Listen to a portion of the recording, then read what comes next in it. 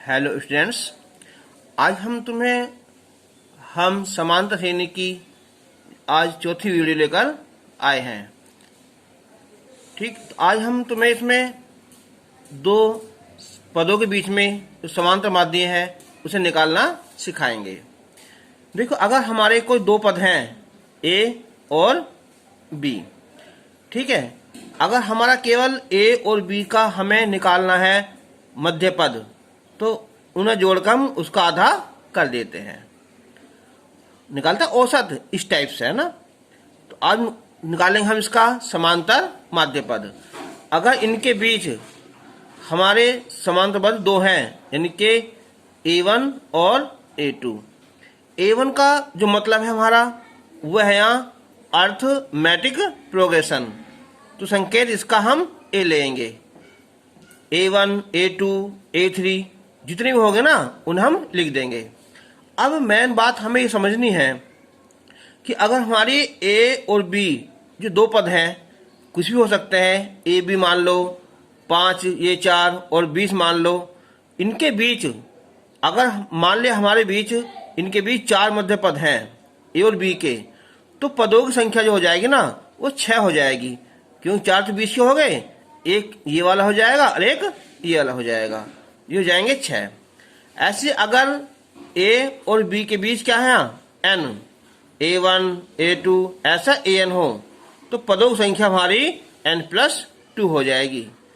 तो याद रखना तुम्हें कि जितने पद होते हैं ना उनमें हम 2 जोड़ देते हैं मध्य पद के लिए ना, A और B के बीच में। अगर 3 है तो कुल पद हो जाएंगे हमारे 5, ठीक है। 7 हैं तो कुल पद हो जाएंगे हमारे यहाँ क्या 9 हो जाएंगे, है ना। 10 है तो 12 हो जाएंगे, ठीक। अब हम शुरू करते हैं तुम्हारी क्वेश्चन का। तो हमारा पहला क्वेश्चन है कि 4 और 34 के मध्य के 5 समांतर माध्य पद, समांतर अर्थमेटिक माध्य मीन पद टर्म, अर्थमेटिक मीन टर्म ज्ञात करना है। तो ये 5 है ना, जैसे किसका नाम अमित हो, क्लास में 2-3 हो, नु फर्स्ट सेकंड थर्ड, ऐसे क्या हो जाएगा यहाँ कि 5 जो समांतर माध्य पद होंगे ना वो A1, A2, A3, A4, A5 ये होंगे, ठीक। तो हम शुरू करते हैं हम यहाँ कि माना 4 और 34 के मध्य, 4 और 34 के मध्य के 5 समांतर माध्य पद A1, A2, A3, A4 और A5 है। तो अतः जो हमारी बन जाएगी ना श्रेणी, समांतर जो श्रेणी बनेगी हमारी वो बनेगी, पहला पद 4 हो जाएगा, फिर ये A1 बीच में आ जाएगा, A2, A3, A4 और A5, और ये बाद में क्या है आई 34। तो हमारी श्रेणी हो जाएगी, है ना, हो जाएगी ना, होगी। अब बताओ इसका जो पहला पद है ना हमारा वो क्या है 4 है, और जो ये है लास्ट पद है ये 34 है, और पदों की संख्या जो होगी ना हमारी, तो 1, 2, 3, 4, 5 तुम्हारे हैं ये, और 2 साइड के हो जाएंगे, ये हो जाएंगे हमारे 7। तो अब हमें सूत्र लगाते हैं इसका यहाँ कि L बराबर A plus N-1 into D। तो L लास्ट टर्म है 34, A 4 हो जाएगा, N 7 -1, D की वैल्यू निकालनी है, तो हो जाएगा 34 - 4 बराबर 6D, 30 6D और D की वैल्यू 5 आ जाएगी। तो इसलिए A1, अब देखो जो A1 है हमने बताया था स्टार्टिंग में ही श्रेणी, पहला पद A, अगला पद A+D, अगला पद A+2D, अगला पद A+3D, ऐसा चलते रहते हैं।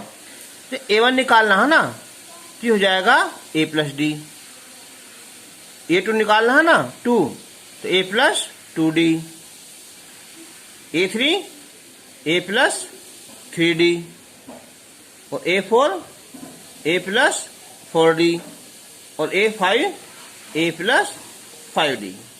ठीक है, ये आ जाएंगे। अब हम इनकी रख देंगे वैल्यू। A की वैल्यू 4 और D की वैल्यू 5, फिर हो जाएगा 9। फिर A4 गुना 2D 2 गुना 5 प्लस, फिर हो जाएगा कितना है 14 है ना। फिर 4 प्लस 3 गुना 5, देखो 5 5 का अंतर है ना, ये 19 आ जाएगा, ये 24 आ जाएगा और ये 29 आ जाएगा। यानी कि 4 प्लस 4 गुना 5।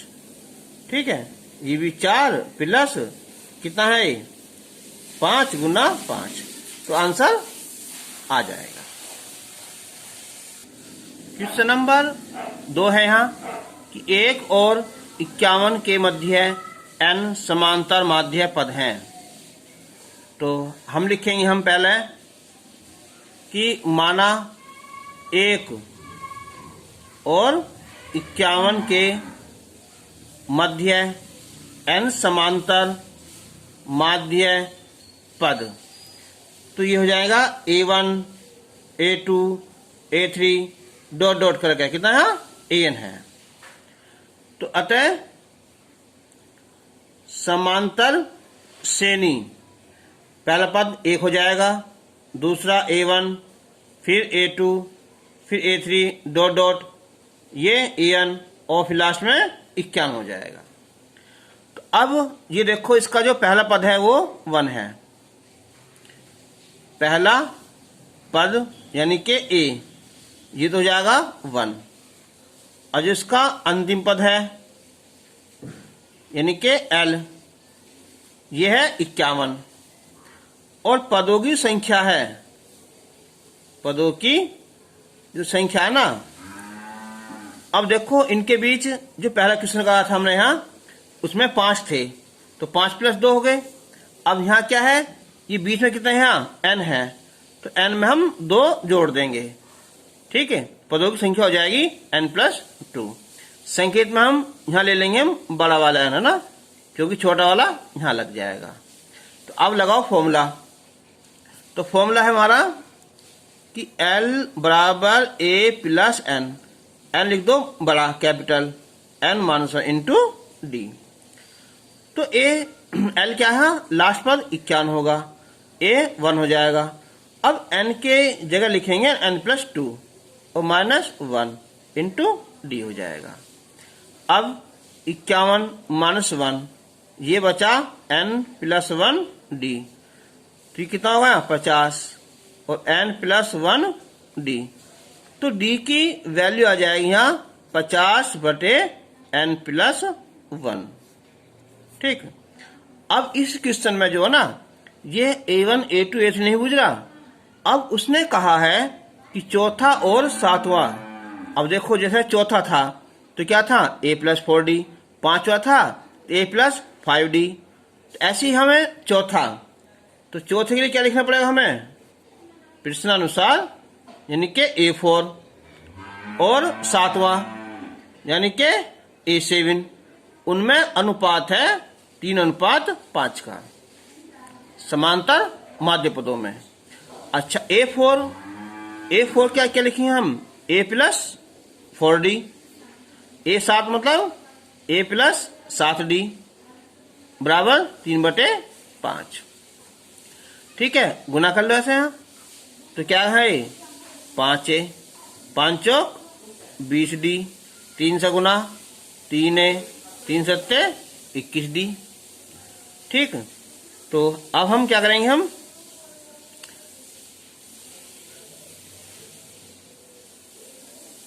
पांच ए है ना, इधर लाओ यहाँ पहले 5A माइनस का कितना है 3A बराबर 21D माइनस का 20D, ये 2A बचा और ये D बचा। अब ये निकालेंगे हम किसकी वैल्यू, हाँ देखो D की वैल्यू है ना, कितनी लिखोगे यहाँ, यह है 50 बटे n प्लस 1 और ए तो क्या था हमारा 1 था ना, तो यही लिख दो 1, 2 गुना 1 यही।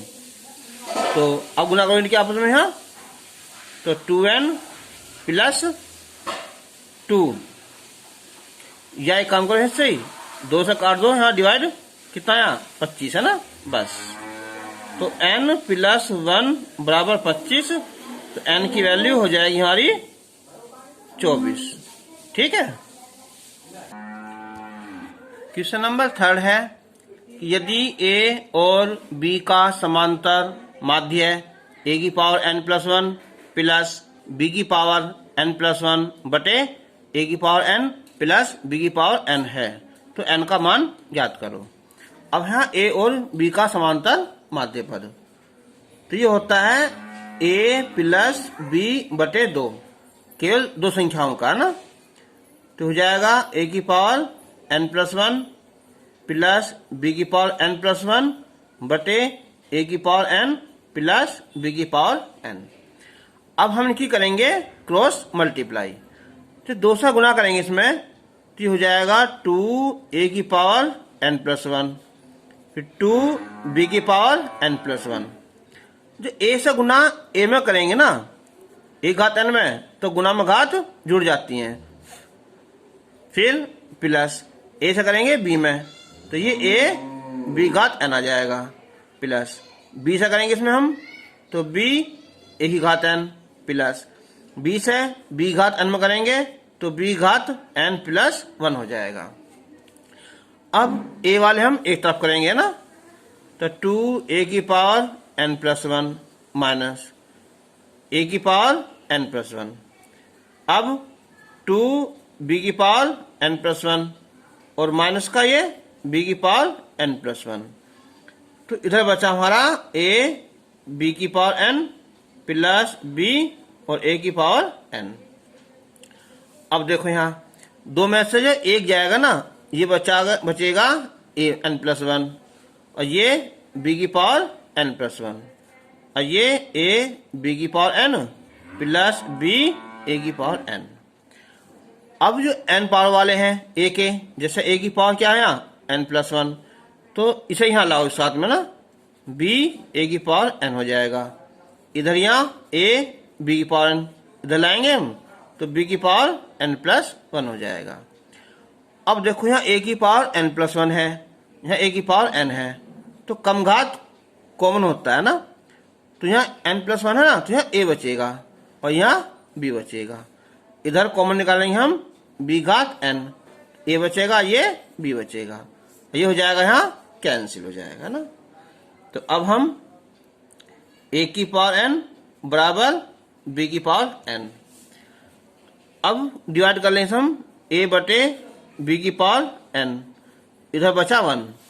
अब यहाँ एक बात देखो, किसी की भी घात कितनी हो 0 हो तो उसकी वैल्यू हमेशा 1 होती है, चाहे तुम 10 की घात 0 लिख दो, चाहे 1000 की, चाहे 10 लाख की, तो हमें केवल इसकी जरूरत है a बटे b की।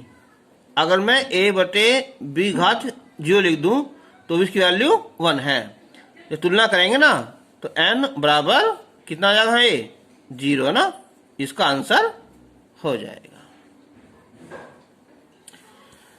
क्वेश्चन नंबर 4, सिद्ध करो कि 2 राशियों के बीच, 2 राशि कुछ भी मान लो, हम x y मान लो, a b मान लो, p q मान लो, कुछ भी मान लो, ठीक है। तो हमने मान लिया कि 2 राशियां वो a और b हैं और उनके बीच जो n समांतर माध्य पद हैं वो a1 a2 a3 dot dot an है, ठीक है। तो माना कि 2 जो राशियां हैं a व b हैं और जिनके बीच n समांतर माध्य पद कौन से यहाँ a1 a2 a3 a4 dot dot an है। तो इसको मतलब क्या हुआ, अतः पहला पद a, दूसरा a1 a2 dot dot an और लास्ट में b। किसमें है ये? समांतर श्रेणी में है। अब इसका प्रथम पद a है ना, ठीक है, और अंतिम पद b है। तो हम निकालेंगे, पहले हम सोल्व करेंगे इसे। हम यहाँ l बराबर a, छोटा यहाँ है ना तो लीजिए बड़ा करके ना, a plus n minus 1 into D. तो l कितना है यहाँ? b, a यहाँ a, n प्लस 2 आ जाएगा ना। ऊपर बताया था मैंने पहले क्वेश्चन में कि जब बीच में n है ना तो पदों संख्या n plus 2 minus 1 into D. तो हो जाएगा हमारा b माइनस a, इधर यहाँ n प्लस 1 डी। इनके d की वैल्यू आ जाएगी b माइनस a बटे n प्लस 1। ये है।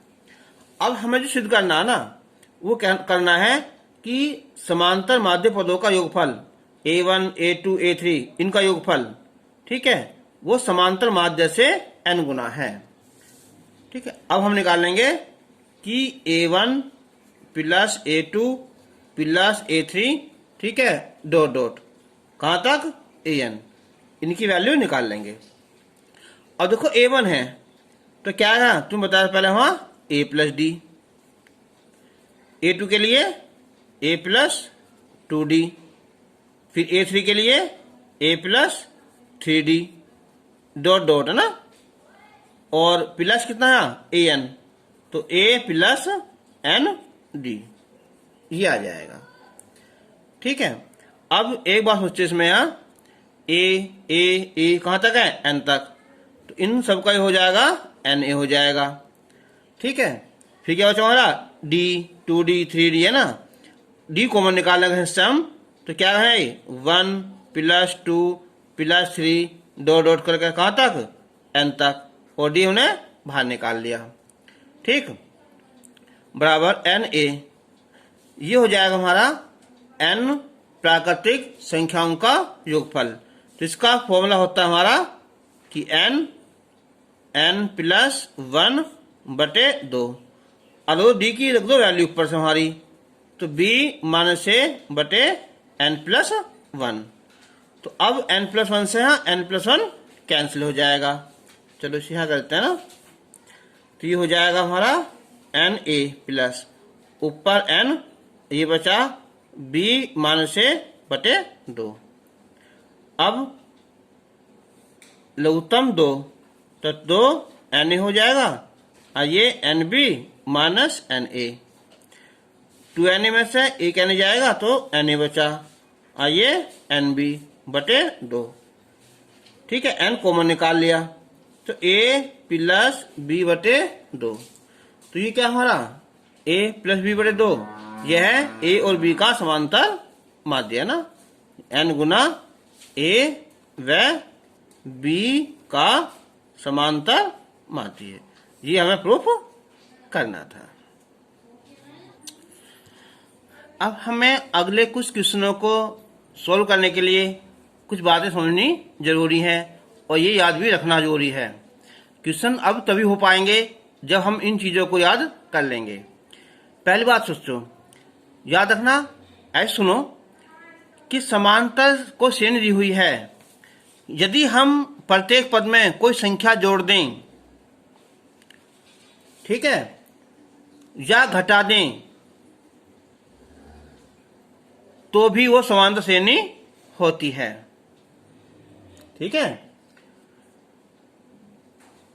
तो अब हम देखेंगे कि समांतर श्रेणी में अगर हमें 3 क्रमागत संख्या लेनी है तो हमें वो a माइनस डी, दूसरी a, तीसरी a प्लस डी, ये लेनी चाहिए ना।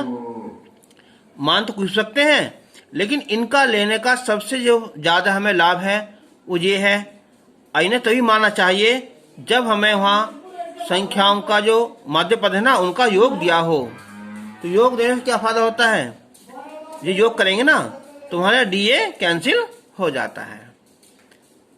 ठीक है, तो याद रखना, अगर माध्य पदों का योग दे रखा है तभी इन संख्याओं को मानने का फायदा है। ठीक है, अगर 4 लेनी है तो a minus 3d, a minus d, a plus d, a plus 3d। 5 लेनी है तो a माइनस 2d। ठीक है, ये संख्या a minus d, a plus d, a plus 2d ये लेनी चाहिए।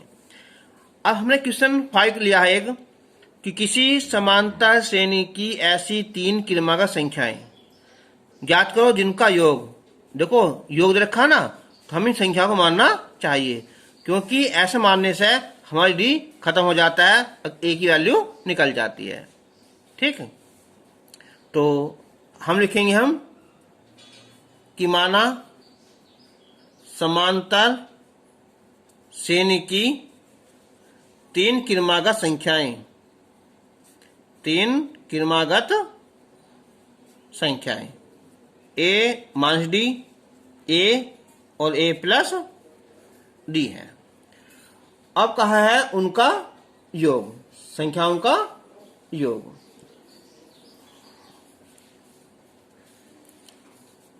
संख्याओं का योग यह है यहाँ 15। तो पहली संख्या a माइनस डी, दूसरी a, तीसरी a प्लस डी, तो ये हो जाएगा 15। तो d से d, a ये हो जाएगी हमारे 3a बराबर 15। a की वैल्यू कितनी होगी यहाँ 5 होगी। अब उसने कहा है कि उनका गुणनफल कितना है, 80 है। तो गुणनफल है ना, पहली संख्या a माइनस डी, दूसरी a, तीसरी a प्लस डी, यह है 80। तो देखो a minus D, a plus D, ये होता वर्गांतर a square minus B square वाला, तो ये हो जाएगा हमारा a square minus D square. ठीक है, इंटू a बराबर 80। अब a की जो वैल्यू निकाली हमने 5, इसे रख दो ना, ये 25 हो जाएगा। डी स्क्वायर ये भी 5 बराबर 80, तो 5 से ये कट जाएगा हमारा 16 बार। तो 25 माइनस डी स्क्वायर बराबर 16। डी इधर लाएंगे हम, प्लस हो जाएगा, 16 घटाएंगे तो ये 9 आ जाएगा ना। तो डी की वैल्यू प्लस माइनस 3 आया।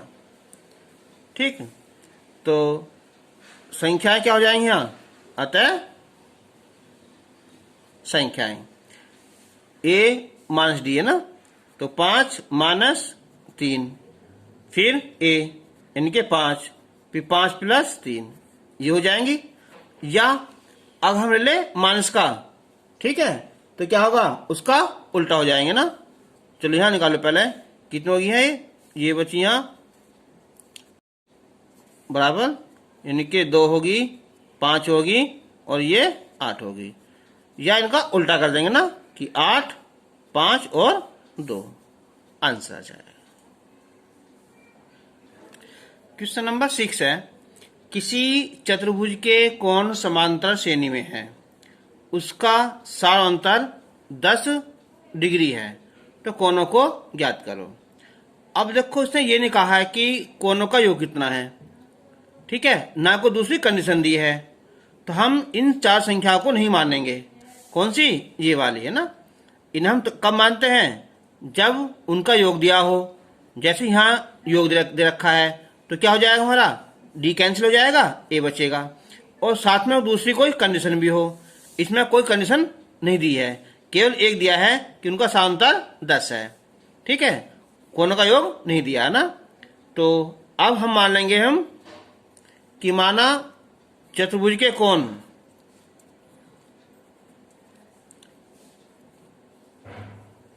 याद हो तुम्हें, हम संख्या जो लेते हैं समान श्रेणी की, पहला क्या लेते हैं, हम ए लेते हैं।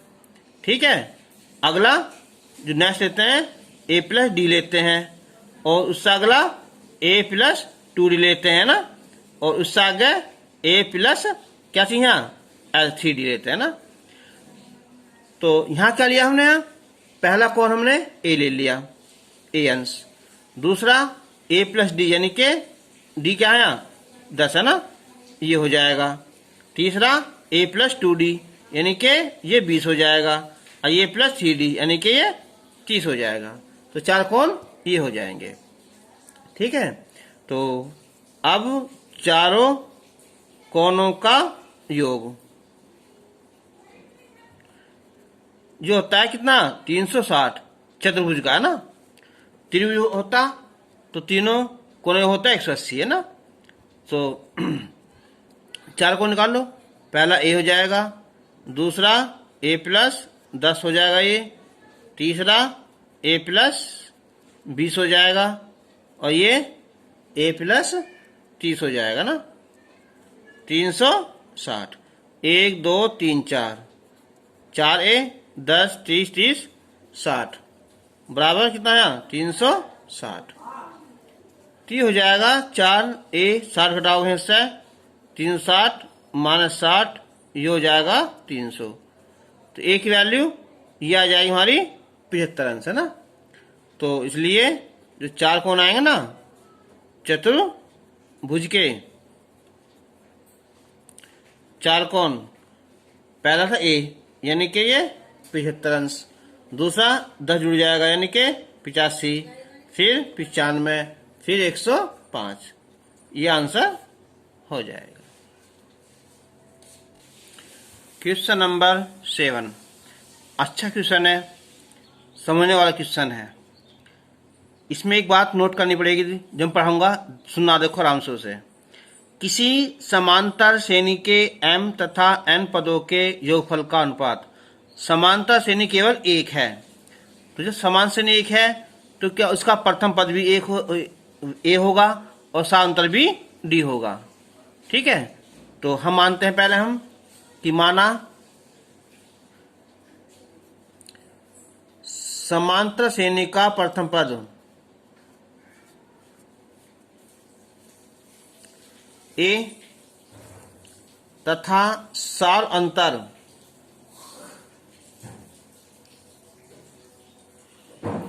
डी है, तो m और n पदों का योगफल m पदों का योगफल और बटे n पदों का योगफल, उनमें अनुपात है m स्क्वायर और n स्क्वायर। अब हम लगाएंगे यहाँ फॉर्मूला m पदों का योगफल का, जो होता है m बटे 2 2a plus m minus 1 into D, और ये n बटे 2 2a plus n minus 1 into D बराबर m स्क्वायर बटे n स्क्वायर। देखो 2 से 2 कट जाएगा ना, एक m स्क्वायर कट जाएगा, एक ये कट जाएगा ना। तो यहाँ बचेगा 2a plus m minus 1 D और नीचे यहाँ 2a plus n minus 1 D बराबर m बटे n बचेगा। अब एक बार सोचो, हमें निकालना mवा पद, तो mवा पद का सूत्र क्या होता है, mवा हो या nवा हो क्या होता है बोलो। हाँ, ये होता है a plus n minus 1 into D. लेकिन यहाँ क्या आ रहा है, यहाँ 2a आ रहा है। तो याद रखना इस बात को, यही बात बताना चाहता हूँ तुम्हें कि ऐसे क्वेश्चन में जो संख्या पूछी है ना उसके दुगने से एक कम कर दो। जैसे बुझास ने m1, तो क्या लिखेंगे हम यहाँ m जगह दुगने से एक कम और n भी दुगने से एक कम। ठीक है, इन्हें रख दो बस, चाहे कैसे क्वेश्चन हो इस टाइप का। यहाँ योगफल दिया है और पूछ रहा है m1 या n1 कोई पद पूछ रहा हो तब। तो 2a प्लस इस m की जगह 2m माइनस 1 और ये माइनस 1 डी, फिर 2a plus 2n minus 1 into D. इस m की जगह 2m माइनस 1 2n माइनस 1। अब 2a प्लस ये होगा 2m माइनस 2d, आइए 2a plus 2n minus 2d बराबर 2m minus n 2n minus n। अब हम ऊपर से 2 कॉमन निकाल लें तो क्या बचेगा, ये a plus m minus 1d। 2 common निकालो इससे तो a plus n minus 1d और 2 हो जाएगा कैंसिल, बराबर 2m माइनस 1 2n माइनस 1। तो क्या है ये हमारा mवां पद है और ये हमारा nवां पद है ना। तो इसका अनुपात आ जाएगा हमारा 2m माइनस n और 2n माइनस n। ये हमें सिद्ध करना था। तो मेन बात जो मेरी समझाने की थी यही वाली थी, है ना, कि जब भी ऐसे क्वेश्चन में निकाले ना हम तो दुगने से 1 कम कर देते हैं। क्वेश्चन नंबर 8 देखो, 2 समांतर श्रेणियों के n पदों के योगफल का अनुपात 5n प्लस 4 अनुपात 9n प्लस 6 हो तो उनके 18वें पदों का अनुपात ज्ञात कीजिए। इस क्वेश्चन में क्या था, mवां पद, यहाँ क्या है 18वां पद। तो यहाँ क्या रखना पड़ेगा, हमें इसके दुगने से 1 कम करना पड़ेगा, ठीक है। तो यानी कि 18 गुना 2 माइनस 1, तो क्या रखना पड़ेगा वहाँ 35। अच्छा, इस बार 2 श्रेणी है, यहाँ केवल क्या थी, 1 श्रेणी थी। तो प्रथम पद A सामांतर D, यहाँ 2 है तो पहली जो श्रेणी है उसका प्रथम पद A1 मान लेंगे और सामांतर D1, दूसरी का प्रथम पद A2 सामांतर D2, ठीक है। तो शुरू करते हैं हम यहाँ कि माना प्रथम समांतर श्रेणी का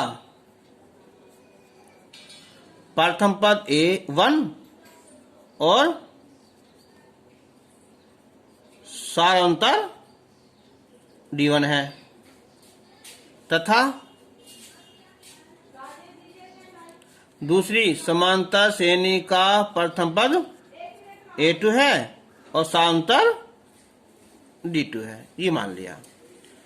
तो प्रथम समांतर श्रेणी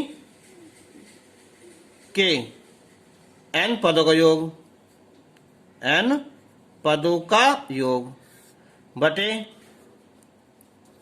दूसरी समांतर श्रेणी के n पदों का योग। यह है यहाँ 5n प्लस 4 और 9n प्लस 6 है, ठीक। तो अब देखो यहाँ n पदों का योग, फॉर्मूला बताओ, n बट 2 2a, तो यह आएगा A1 plus n minus 1 into D1 हो जाएगा बटे n बटे 2 2a2 प्लस n माइनस 1 और ये D2, ठीक, बराबर 5n प्लस 4 और 9n प्लस 6। तो देखो ये तो हो जाएगा हमारा कैंसिल हो जाएगा, ठीक। अब ये बचेगा हमारा यहाँ 2a1 प्लस n माइनस 1 और ये D1 बटे 2a2 प्लस n माइनस 1 और ये D2। तो 5n प्लस 4 और ये 9n प्लस 6। अब उसने कहा था 18वें पद में, तो हम क्या लिखेंगे, जो n है ना दूना करो उसका और 1 कम कर दो, यानी कि कितना है 35 रखने पर, n बराबर 35 रखने पर। तो हो जाएगा हमारा 2a1 प्लस 35 माइनस 1 D1 और ये 2a2 35 माइनस 1 D2, 5 गुना 35 प्लस 4 9 गुना 35 प्लस 6। अभी हो जाएगा 2a1 कितना है 34 D1, 2a2 34 D2, ये 5 में 25 5 से 15 2 175 प्लस 4 9 पंजे 45 4 9 27 4 31 और प्लस 6। अब यहाँ से 2 कॉमन निकाल लेंगे तो क्या आ जाएगा ये A1 प्लस 17D1, और ये भी यहाँ A2 प्लस 17D2, ये हो जाएगा 179 और ये 321। तो ये होगा अनुपात। ठीक है, ये हमें अनुपात ज्ञात करना था ना। ठीक, आंसर। क्वेश्चन नंबर 9 है कि यदि किसी समांतर श्रेणी के प्रथम P Q R पदों का योगफल क्रमशः A, B तथा C है, तो देखो हमें क्या पता है, प्रथम पद पता है, और ना ही हमें साल अंतर पता है। तो हम इसे पहले मान लेते हैं ना। तो माना समांतर श्रेणी का प्रथम पद, अब हम छोटा a तो मानेंगे नहीं क्योंकि यहाँ दिया हुआ है, तो इसे मान लेंगे a, और साल अंतर कौन सा यहाँ d है। तो उसने कहा है कि p पदों का योगफल। ठीक है, यानी कि p पदों का योग कितना है, वो a है। लगाओ फॉर्मूला इसका, तो p/2, फिर क्या है 2a, इनके बड़ा लिखेंगे बड़ा a, plus p -1 into d बराबर a आ जाएगा। ठीक है, तो एक काम करते हैं, हमें लाना a/p, तो यहाँ बटे में ले आएंगे ना, यानी कि 1/2, ये हो जाएगा हमारा 2a प्लस p -1 d बराबर कितना है a/p नंबर 1। फिर ऐसे हमें निकालना है इसका q पदों का योगफल, है ना। q पदों का योगफल वो b है, तो हो जाएगा हमारा q/2, 2a प्लस q -1 और d बराबर b। तो ये बटे में आ जाएगा कितना, b/q, 1/2, 2a प्लस q -1 और ये d नंबर 2 हो जाएगा। चलो इसी प्रकार डाट के लिख सकते हैं, क्या चाहिए हमें कि r पदों का योग, तो हो जाएगा यहाँ 1/2, 2a प्लस r -1 d बराबर कितना है a b, ये हो जाएगा c/r नंबर 3। ठीक है, अब एक बात सोचो, a/p के साथ क्या है q अनुसार, b बड़े q के साथ में क्या r-p, तो हम इसमें गुना करेंगे q अनुसार से, इसमें r-p से, और इसमें p-q से। तो अब हम समीकरण 1 में गुना कर लेंगे किससे, यहाँ q अनुसार से ना। चलो यहाँ लिखते हैं ना,